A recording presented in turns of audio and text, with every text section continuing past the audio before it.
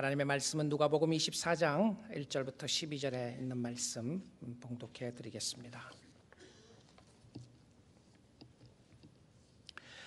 안식 후 첫날 새벽에 이 여자들이 그 준비한 향품을 가지고 무덤에 가서 돌이 무덤에서 굴러 옮겨진 것을 보고 들어가니 주 예수의 시체가 보이지 아니하더라. 이로 인하여 근심할 때 문득 찬란한 옷을 입은 두 사람이 곁에 섰는지라. 여자들이 두려워 얼굴을 땅에 대니 두 사람이 이르되 어찌하여 살아있는 자를 죽은 자 가운데서 찾느냐. 여기 계시지 않고 살아나셨느니라. 갈릴리에 계실 때에 너에게 어떻게 말씀하셨는지를 기억하라. 이르시기를 인자가 죄인의 손에 넘겨져 십자가에 못 박히고 제3일에 다시 살아나야 하리라 하셨느니라 한데, 그들이 예수의 말씀을 기억하고 무덤에서 돌아가 이 모든 것을 열한 사도와 다른 모든 이에게 알리니 이 여자들은 막달라 마리아와 요한나와 야고보의 모친 마리아라. 또 그들과 함께한 다른 여자들도 이것을 사도들에게 알리니라.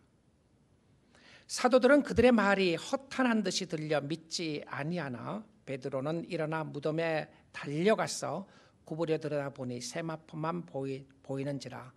그 된 일을 놀랍게 여기며 집으로 돌아가니라. 아멘.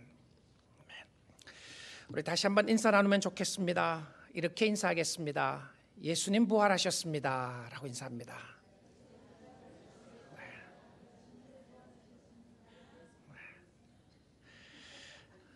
감동이 진하게 오십니까?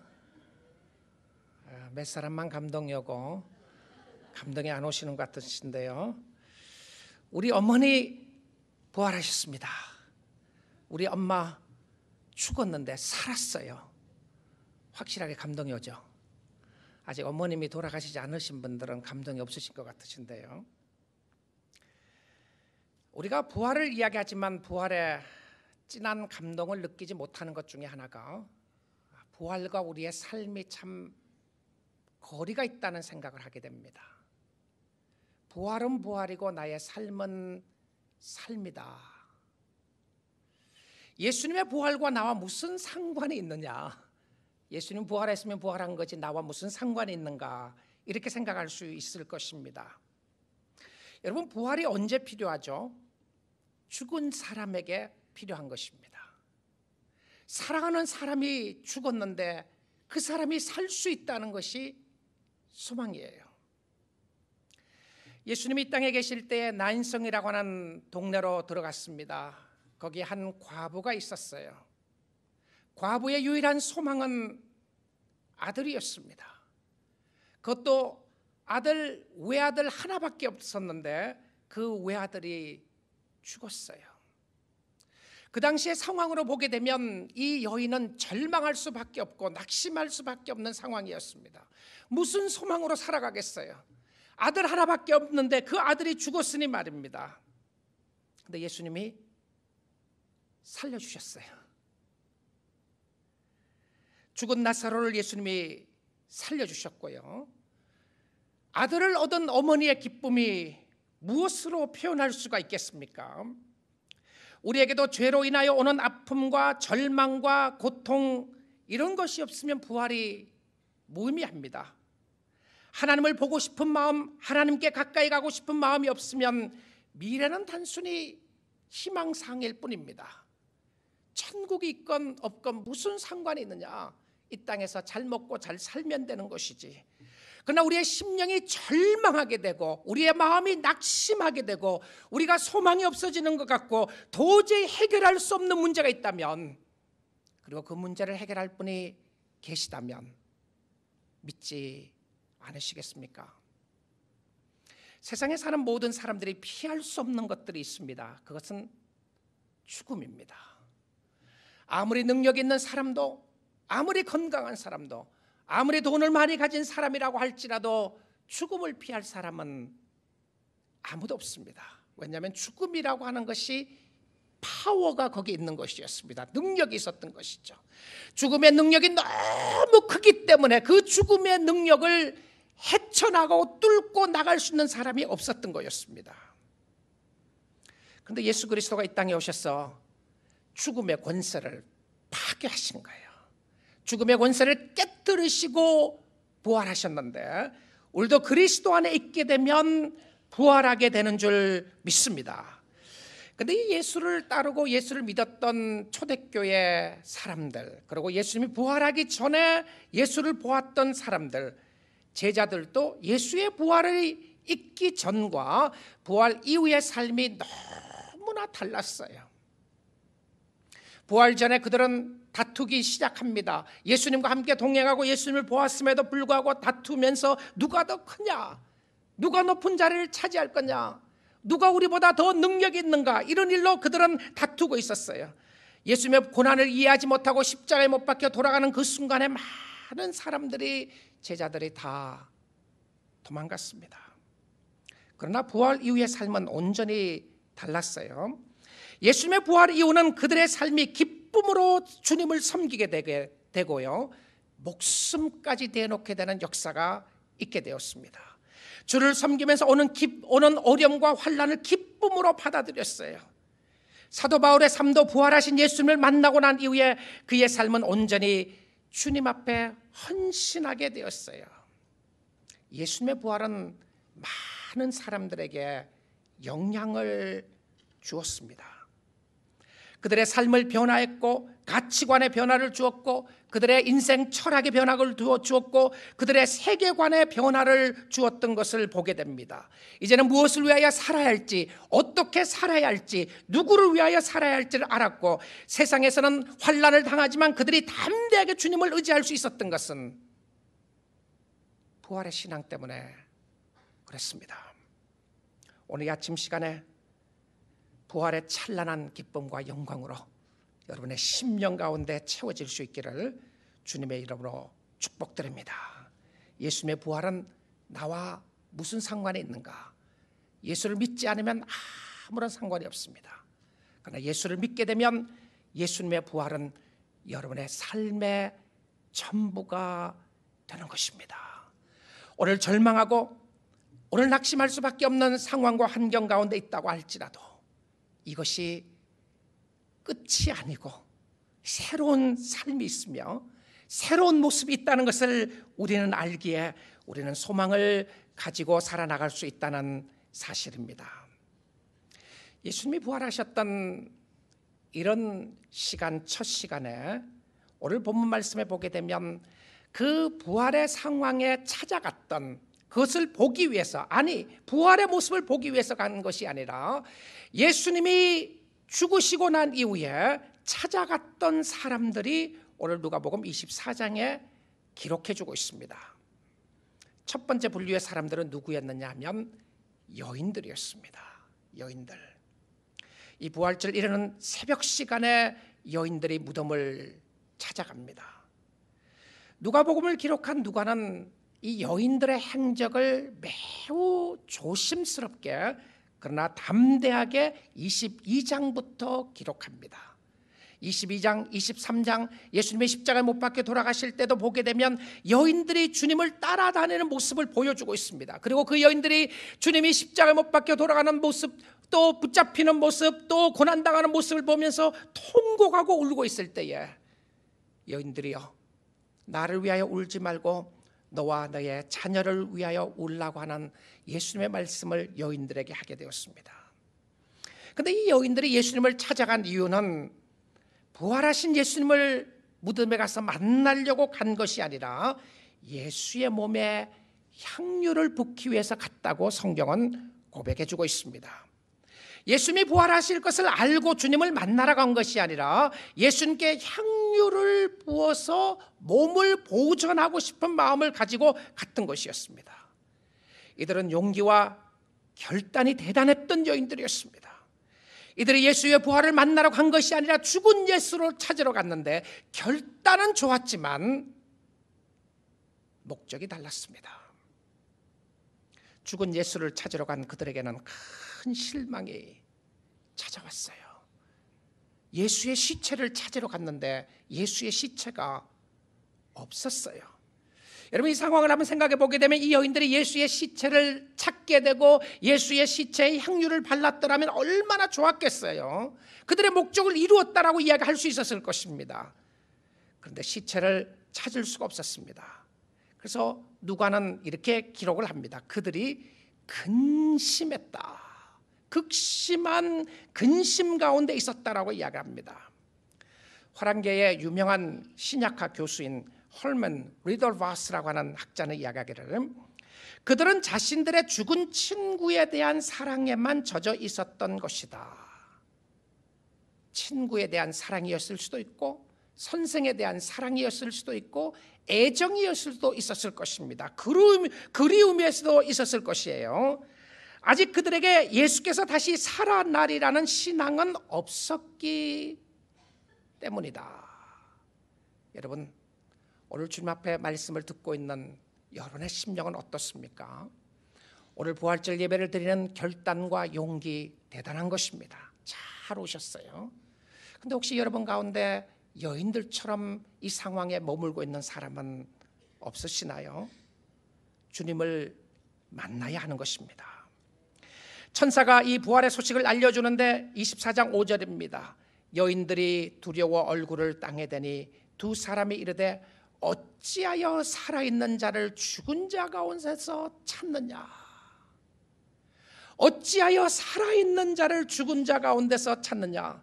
오늘날 교회에 와서 살아계신 주님을 찾지 않고 그냥 갈 수가 있습니다. 아무런 변화를 주지 못하고 갈 수가 있어요. 여러분이 할 의무를 다 했다고 생각하고 돌아갈 수 있다는 것이죠. 그런데 이 부활의 신앙은 생명의 신앙이었고요. 이것은 죽은 믿음이 아니라 살아있는 믿음인 줄 믿습니다.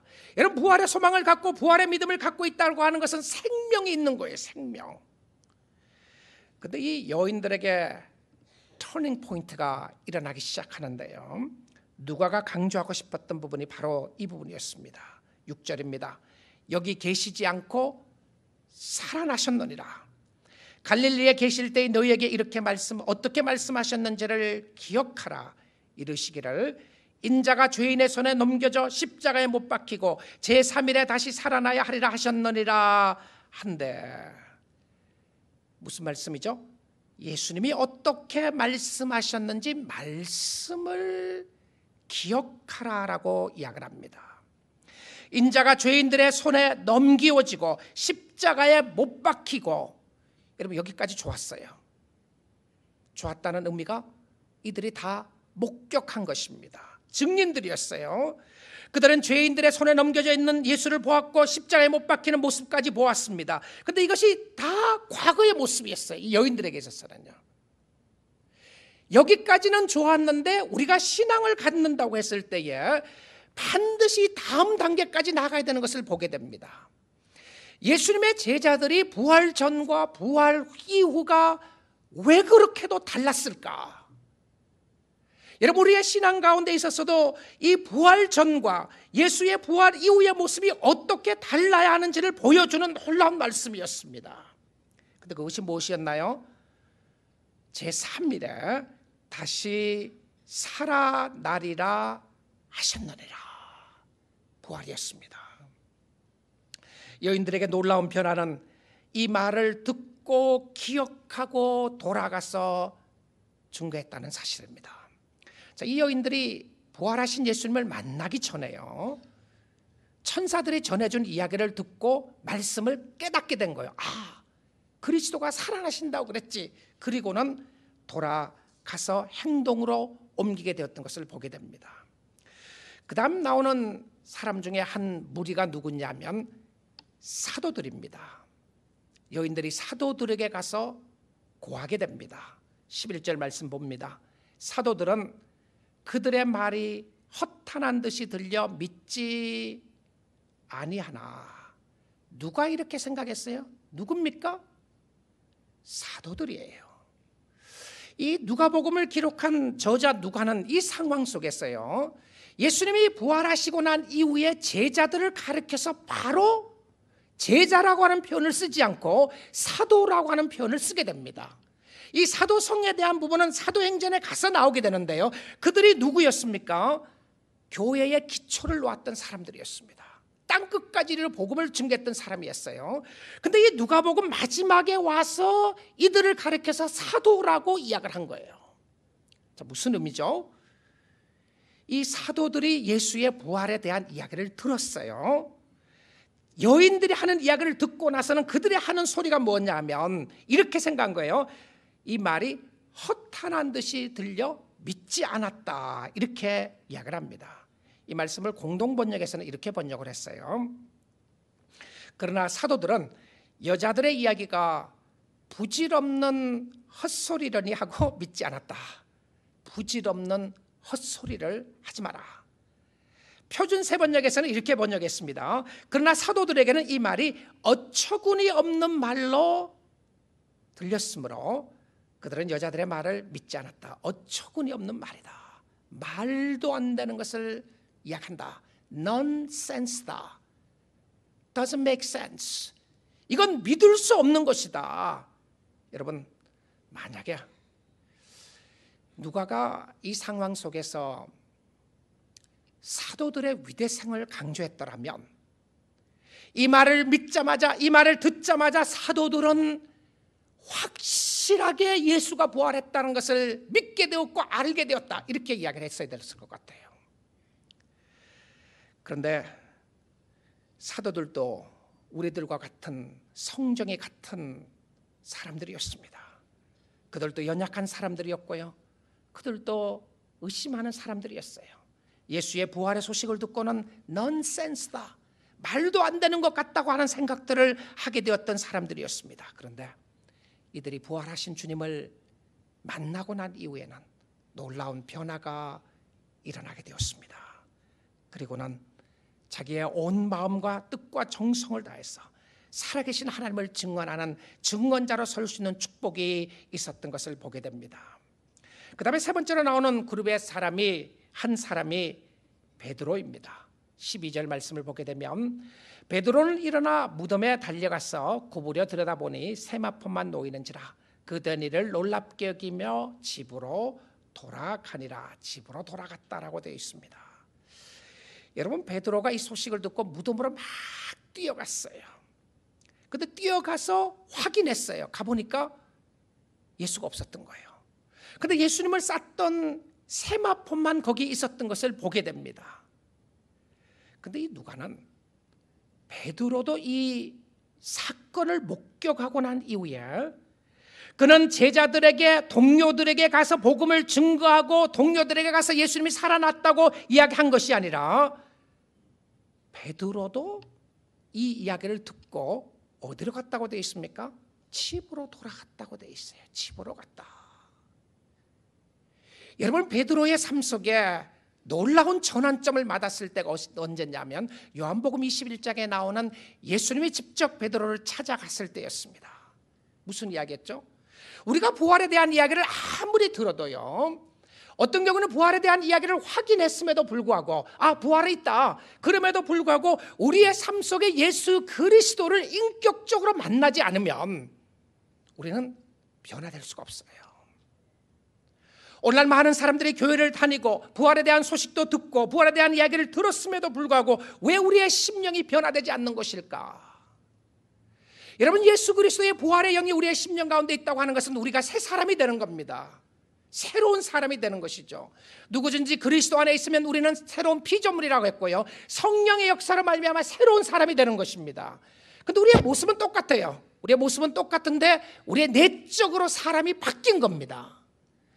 근데 이 부활을 믿는 사람이 내적으로 사람이 바뀌게 되면 어떤 역사가 있게 되느냐 하면, 예수님 너무 보고 싶어 하는 거예요.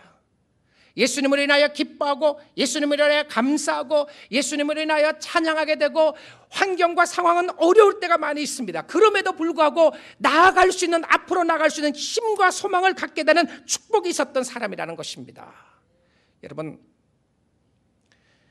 육신의 아픔 힘든 겁니다. 그렇죠? 아픈 사람만이 아는 아픔이 있습니다. 암 환자들만이 아는 암 환자의 아픔이 있어요. 가우츠를 가지고 있는 사람은 가우츠를 가지고 있는 사람의 아픔이 있습니다. 또 특별히 자기만이 아프고 있는 아픔이 있으면 그것이 가장 아프다고 생각을 합니다. 다른 사람의 아픔보다 사실 내가 가시에 찔린, 내 손이 찔린 것이 제일 아픈 것이 우리의 모습입니다. 저는 육신의 아픔보다 더 큰 아픔이 우리 마음 가운데 있다고 생각합니다. 그것은 마음의 아픔입니다.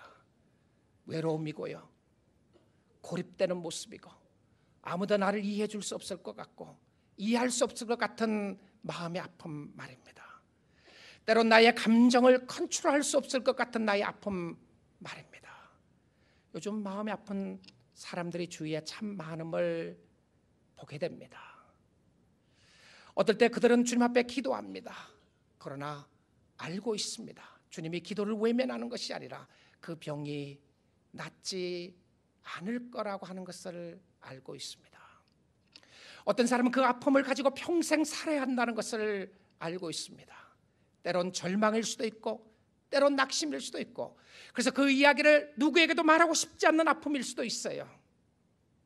근데 그 심령 속에 주님의 부활이 주는 소망이 무엇이었냐면, 어쩌면 내가 가지고 있는 고립된 마음들, 내가 가지고 있는 아픔이 완전히 해결되지 않을 수 있음에도 불구하고 내가 오늘을 살 수 있고 내일을 살 수 있는 것은 내일에 대한 희망 때문인 줄 믿습니다.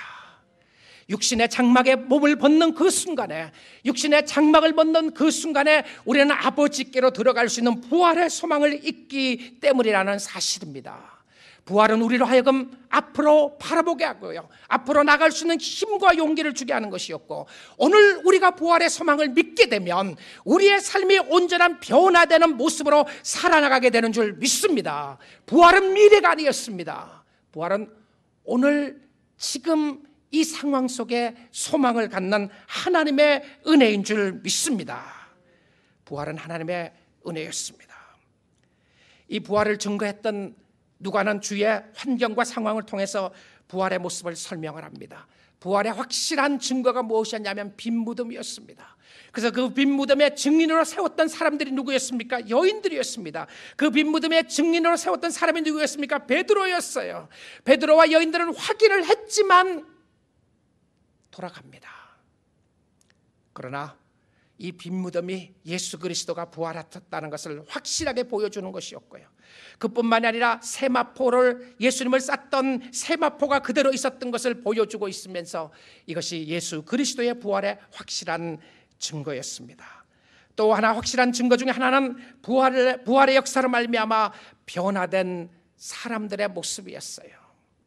초대교회 사도들은 부활하신 주님을 만나고 난 이후에 예수를 증거하다가 핍박을 당하게 됩니다. 어렵고 힘든 일들 만나게 되었을 때에 그들은 그것을 기쁘게 여겼다라고 이야기를 합니다. 오늘 우리의 심령 속에 예수 그리스도의 충만한 은혜가 있게 된다면 우리가 두려움이 없어지고 담력을 얻어 하나님의 아들 예수 그리스도를 증거할 수 있는 축복으로 나아가게 될 줄 믿습니다. 우리는 내적으로 확실히 변화받은 사람들입니다. 우리는 다른 사람들이에요. 예수의 부활을 믿고 있는 사람들은 다른 사람들이고요, 그러기에 우리의 심령 속에 기쁨과 감사가 있는 사람들입니다. 우리는 이 땅의 삶이 전부라고 믿고 사는 사람들이 아닙니다. 그래서 우리는 영생을 가진 자이고 영생을 가진 자처럼 살 수 있기를 주님의 이름으로 축복드립니다. 좀 힘들고 어려워도, 좀 부족한 부분이 있어도, 좀 욕을 먹고 좀 힘들어도 매일 죽는 시용 하시지 마시고 이제는 주님을 바라보며 주님께서 주시는 은혜로 살 수 있기를 원합니다. 여러분, 힘든 부분이 있을 것입니다. 아무도 나를 이해할 수 없을 것이라고 생각하는 부분이 있을 것입니다. 그러나 확실한 것은요, 예수 그리스도의 부활을 목격했던 사람들은 절망 가운데 내적인 소망을 가졌던 사람이었습니다. 그 소망이 오늘 이 아침 시간에 여러분과 저의 심령 속에 함께하는 줄 믿습니다. 주님이 살아계십니다. 고린도서 4장 16절에 이런 말씀이 있습니다. 그러므로 우리가 낙심하지 아니하노니 우리의 겉사람은 낡아지나 우리의 속사람은 날로 새로워지도다. 우리가 잠시 받는 환난에 경한 것이 지극히 크고 영원한 영광에 중한 것을 우리에게 이루게 함이니 우리가 주목하는 것은 보이는 것이 아니요 보이지 않는 것이니 보이는 것은 잠깐이요 보이지 않는 것은 영원함이라. 보이지 않는 예수 그리스도가 함께하고 보이지 않는 천국이 우리의 심령 가운데 있기 때문에 그렇습니다. 부활의 신앙은 오늘 지금 현재 우리의 삶 가운데서 변화를 주는 역사였는데요, 그것은 죄로부터의 완전한 승리였습니다. 죄는 우리를 찌르게 합니다. 죄는 우리를 아프게 합니다. 선을 행하려고 하지만 선을 행할 수 있는 능력이 없게 만들어줍니다. 죄가 무기력하게 되는 역사가 있는 것은 무엇이냐면, 죄를 이길 수 있는 힘은 오직 예수 그리스도의 부활의 능력인 줄 믿습니다. 우린 죄에서 해방된 사람들입니다. 우린 더 이상 죄가 우리를 왕노릇하도록 사람들이 아니고요, 이제는 죄가 나를 마음대로 하지 못하고 우린 예수 그리스도 안에 있기에 우리는 그리스도 안에는 자유를 누리고 사는 사람들이었습니다. 부활은 죄의 권세가 무너진 현장이었습니다. 사망 권세 깨뜨리시고 부활하신 예수 그리스도가 오늘도 살아계시고 우리와 함께하는 줄 믿습니다. 그래서 부활은 소망입니다. 우리의 소망은 이상한데 말도 안 되는 곳에 두는 것이 아니라 우리의 소망은 살아계신 하나님 앞에 두는 것이었습니다. 사랑하는 성도 여러분, 오늘 이 아침 시간에 부활절 예배를 드리고 부활절 말씀을 들음에도 불구하고 어쩌면 여러분의 심령 속에 해결되지 않는 문제 때문에 답답해하고 누구에게 말하고 싶지 않는 가정의 어려움 때문에 고민하고 갈등할지도 모르겠습니다. 어쩌면 여러분은 오랜 시간 동안 예수를 믿고 교회를 다니고 주님을 섬겼음에도 불구하고 내가 갖는 것이 이것이 전부인가 생각하고 절망할 때도 있을 때가 있을지도 모르겠습니다. 그러나 나를 나되게 하신 하나님의 은혜가 오늘 우리의 심령 가운데 함께하게 되면 절망할 수밖에 없고 낙심할 수밖에 없는 상황 속에서도 하나님이 주시는 내적인 힘과 용기와 소망이 있게 되는 줄 믿습니다. 부활을 믿는 사람은 허공을 치는 소망을 가진 사람들이 아니었습니다. 빈 무덤은 예수 그리스도의 부활을 증거하는 것이었고 소망을 확인하는 것이었던 것을 보게 됩니다. 로마서 5장 5절에 이런 말씀이 있습니다. 소망이 우리를 부끄럽게 하지 아니함은 우리에게 주신 성령으로 말미암아 하나님의 사랑이 우리 마음에 부은 바 됨이니 우리가 아직 연약할 때의 기약대로 그리스도께서 경건하지 않는 자를 위하여 죽으셨도다.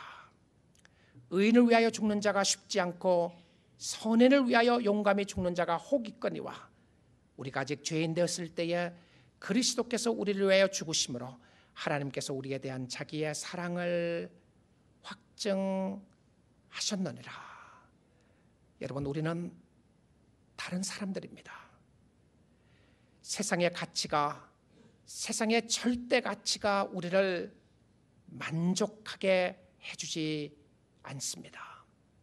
우리는 세상의 원리 붙잡고 사는 사람들이 아닙니다. 우리는 성경의 원리를 붙잡고 주님 의지하고 사는 사람들이었습니다. 우리는 우리의 영혼의 만족이 있을 때 기뻐하는 사람이었고요, 우리는 하나님이 우리와 함께 하시고 동행하신다고 하는 것을 믿고 바라보는 사람이었습니다. 사랑하는 성도 여러분, 여러분의 심령 속에 부활의 은혜와 축복이 함께 할 수 있기를 주님의 이름으로 축복드립니다. 캄캄한 터널을 지나가고 계시나요? 부활의 찬란한 영광의 빛이 비춰지기를 원합니다. 여러분이 눈을 고쳐 주를 바라보기만 하면, 믿음으로 예수 그리스도를 의지하고 하나님의 능력을 의지하기만 하면 오늘 여러분의 심령 속에 놀라운 변화의 역사를 일으켜주시는 하나님의 은혜가 있게 되는 줄 믿습니다. 저는 고난주간 한 주간을 생각하고 한 주간을 지내면서 한면으로 우울한 한 주간이었습니다. 사랑하는 우리 교우가 또 하나님의 품으로 가는 시간도 있었지만 몇몇 사람들을 만나면서 그들의 가정사에 대한 이야기를 들으면서 마음이 아픈 힘든 순간이었습니다. 도대체 예수 믿는다는 것이 무엇일까? 그럼에도 불구하고 나아갈 수밖에 없는 하나님, 정말 억울합니다. 너무너무 가슴이 아파요. 하나님, 나에게 이룰 수 있습니까? 라고 울부짖는 성도의 소리도 들었습니다. 그러나 제 마음속에 확실한 소망을 주었던 것은, 오늘 우리가 주님 앞에 엎들기만 하면, 오늘 우리가 부활하신 예수 그리스도의 찬란한 영광을 개인적으로 인격적으로 만날 수만 있다면, 오늘 또 살아계시고 역사하시는 하나님의 은혜를 우리의 심령 속에 체험할 수만 있다면, 내가 지금 내 마음이 고통스럽고 힘들고 어려워하는 것은 환경의 어려움도 있지만 내 마음이 주님으로부터 멀어져 있는 것이 아닌가를 바라볼 수밖에 없고, 오늘도 사랑하는 성도가, 사랑하는 가족이, 사랑하는 자녀들이 주님을 만날 수만 있다면, 주님과 교제할 수만 있다면, 예수 그리스도의 능력이 우리의 심령을 새롭게 해주는 줄 믿습니다.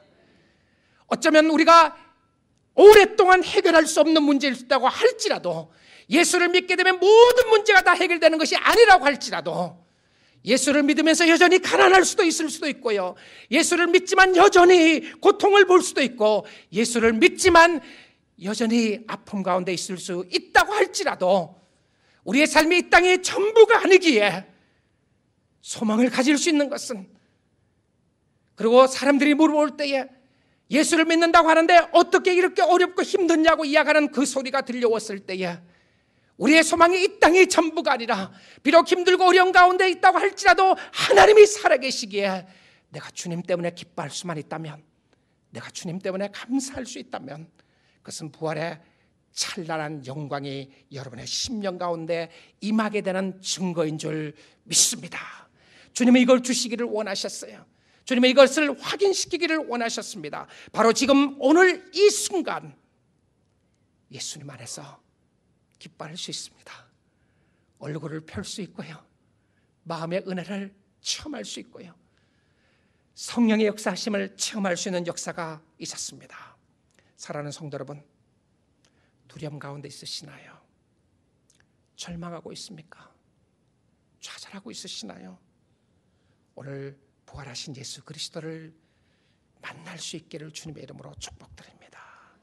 사망의 음침한 골짜기에서도 우리와 함께 하시고요, 우리와 동행하시고 우리를 축복하시는 하나님의 역사입니다. 제가 힘들고 어려운 사람 보면서 이번 주간에 이런 생각이 들었습니다. 하나님은 좋으신 하나님이다.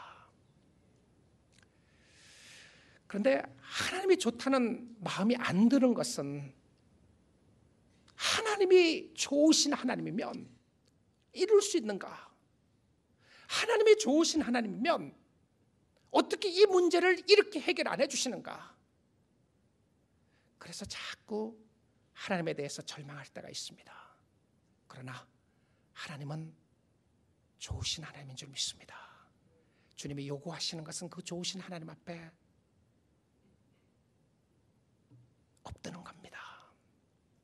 좋으신 하나님 앞에 삶을 드리는 것이고요, 이해할 수 없고 알 수 없는 어려움을 당한다고 할지라도 그 좋으신 하나님은 여러분이 가야 할 길, 여러분이 반드시 서야 할 그 자리에 하나님이 세워주실 줄 믿습니다. 그리고 오늘도 이 부활 아침에 여러분이 주님을 인하여 감사하시고요, 주님을 인하여 찬양하게 되는 것은 바로 주님이 우리와 함께 하시고 동행하는 축복이기 때문에 그런 줄 믿습니다. 오늘 부활신앙이 우리의 삶의 패턴을 바꾸어서 하나님으로 인하여 기뻐하고 하나님으로 인하여 감사하고 죽어도 죽지 않는 영생의 소망을 가지고, 소망을 가진 자처럼, 영생을 가진 자처럼 살 수 있는 축복이 있기를 주님의 이름으로 축원드립니다. 우리 오늘 말씀 듣고 부활절 아침